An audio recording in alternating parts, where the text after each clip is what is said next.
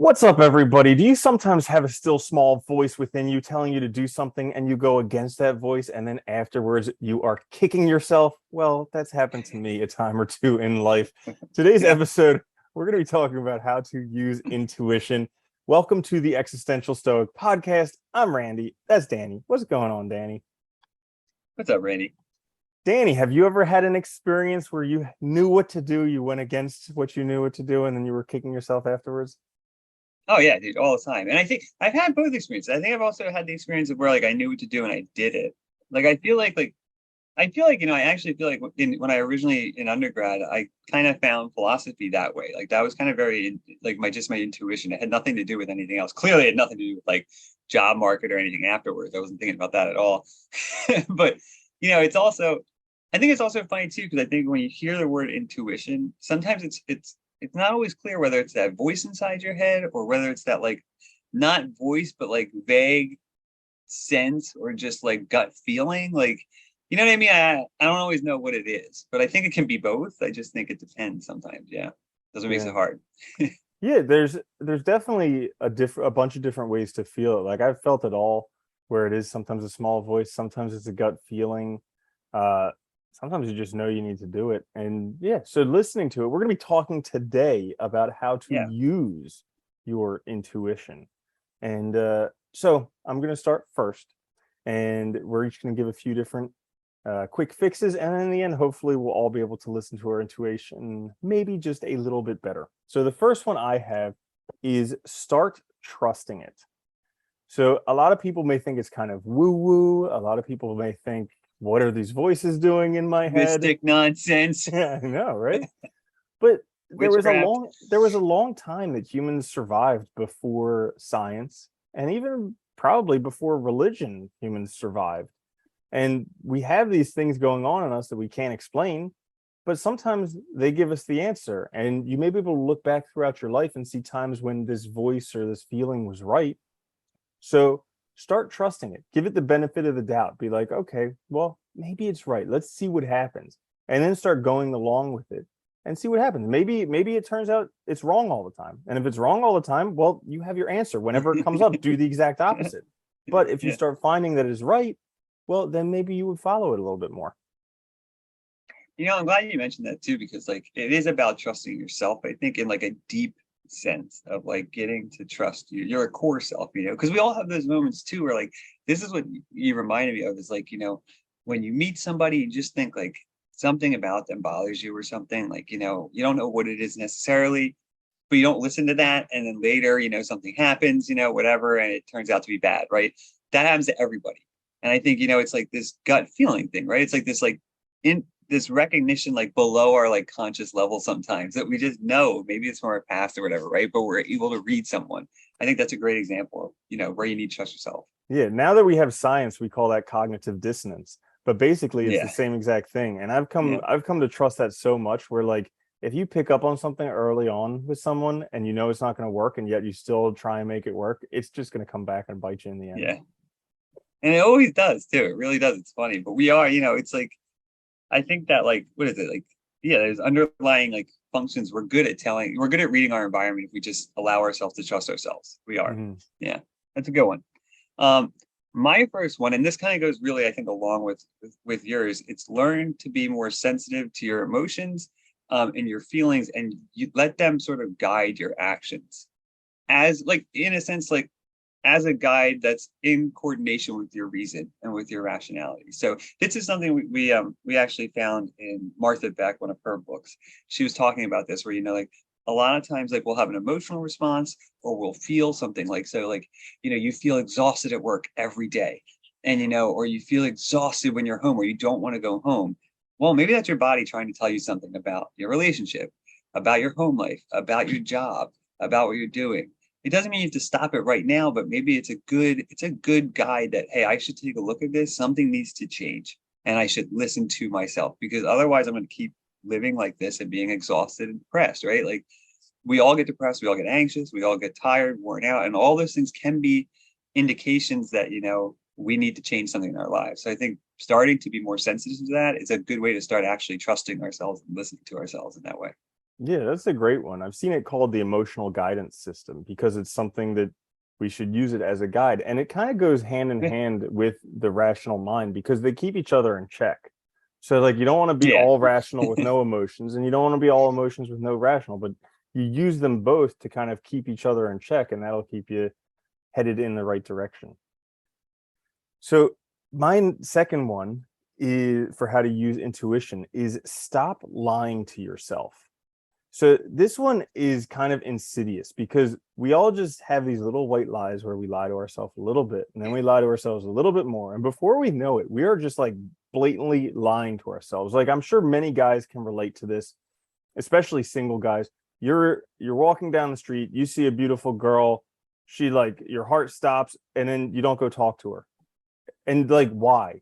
What what do you have to benefit by not going to talk to her? Yeah, she could completely reject you and tell you you're a piece of crap and whatever. But what do you have to you're literally lying to yourself by not going to talk to her. So we do these types of things all the time. And then because we're so used to not listening to ourselves and kind of like rejecting any voices that come up, the quieter voices that come up or the quieter feelings, we just don't hear them.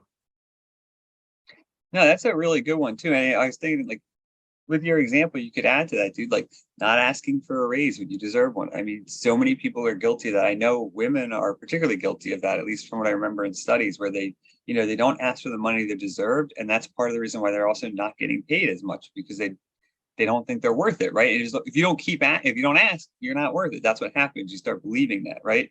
Or not, not speaking up when something's wrong in a situation, something like that, not living up to your values or even knowing your values. I think that's just lying to yourself. And we do it all the time.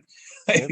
Or even Constantly. or even when you're in close spaces with somebody new and you feel that thing like, oh, I should say hi, and then you don't. Yeah.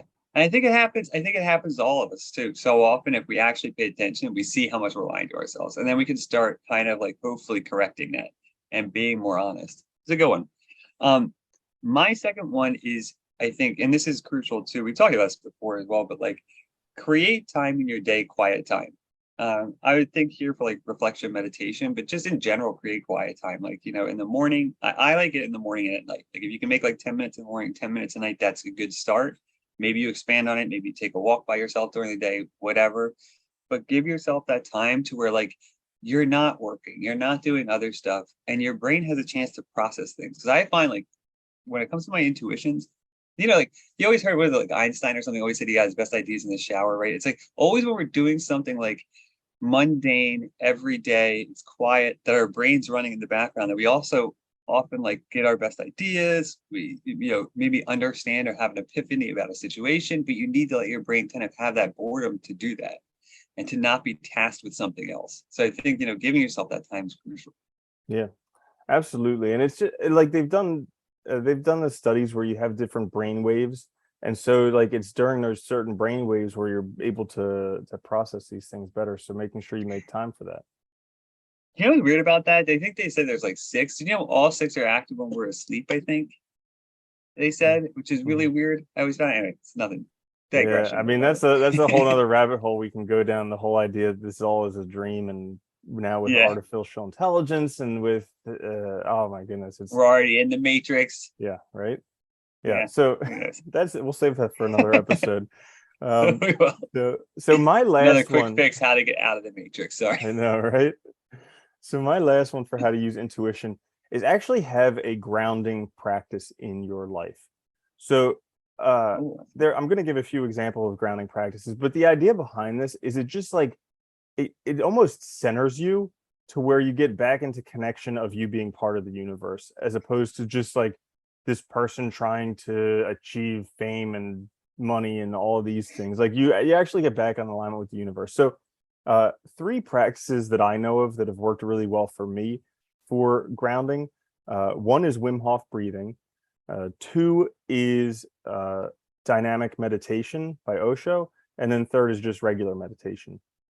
Um, and Okay. basically what happens with these is like you literally get out of your thinking mind. And it's not like that's the goal of doing these. It's just you're doing something else doing these. And then before you realize it, your thinking mind's gone and you're just like there. And that being there gives you the ability to like really receive. And I don't know, maybe you're able to hear these things from the universe, or maybe you're able to just listen to yourself better. But whatever it is, like when I'm doing those activities, I have these like instant like epiphanies, and those are times that it's really that it happens often. So that's why I recommend doing these grounding practices.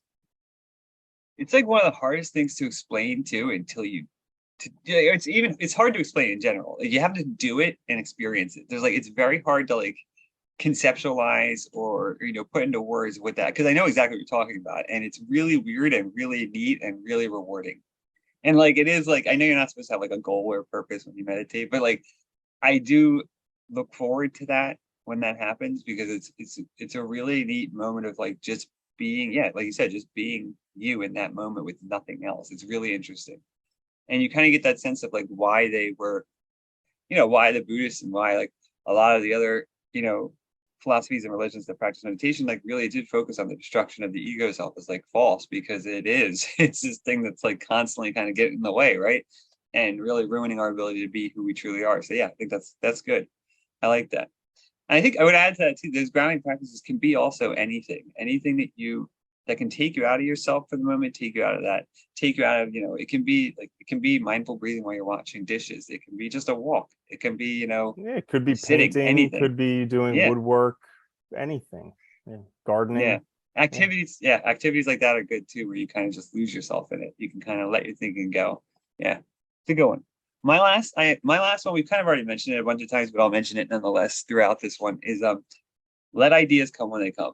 And I think this is one way I think that we try to supersede our intuition, or we try and force a path by trying to think of the solution, or trying to force the solution, when in fact, like I said, like a lot of times we have our best ideas when we're in the shower, when we're doing something else, when we're meditating, when our minds not focus on the problem because it's still working through it in the background. And you get those answers that you're looking for, whether it's like to a relationship problem, social problem, or whether it's to a practical problem, you find them. But you have to kind of let them come when they come, and you have to be ready and listening when they come. And I think that is the trick, Yeah, that's a huge one, because they'll come at any time. And like we mentioned, there are some times when they might happen more often, like when you're in the shower or when you're doing the grounding practice. But even so, there's no guarantee of when they're going to come. I also would like to add to what you're saying, make it What's a that? habit of writing them down, I was because going to say, have a notebook on your pocket or a notebook app. Yeah, because I use them constantly. I have so many notes. It's yeah, like, yeah, because like ideas are great, but they're worthless if you lose them. And so many people, yeah. I know myself personally, I've had the experience of having a great idea, and I'll be like, oh yeah, I'll remember that later. And then later you're like, oh no, what happened? Like you have to take that idea and literally like put it on paper, put it on some type of note app, so that you can hold on to it, because otherwise it's just going to disappear. The weird thing is too, once you write it down, I rarely ever forget them. Mhm. Like the act of putting it down, like somehow manifested in reality. I don't forget it again. But if I don't write it down, it's gone like the next day, without a Mhm. doubt. Yep. Yeah, it's Yeah. interesting. Yeah, so there you have it. 6 quick fixes for how to use your intuition. We all have one, and it's like a muscle. You get better through practice, and so you just have Yeah. to start using it. So hopefully, you guys have gotten some handy hints for how to use your intuition. This, my friends, is the Existential Stoic podcast. A quick fix. Make Woo. sure to join us on YouTube, on the podcasting services. Like, share, subscribe. We will catch you in the next one. I'm Randy. That's Danny. I'll see you later, Danny. Later, Andy.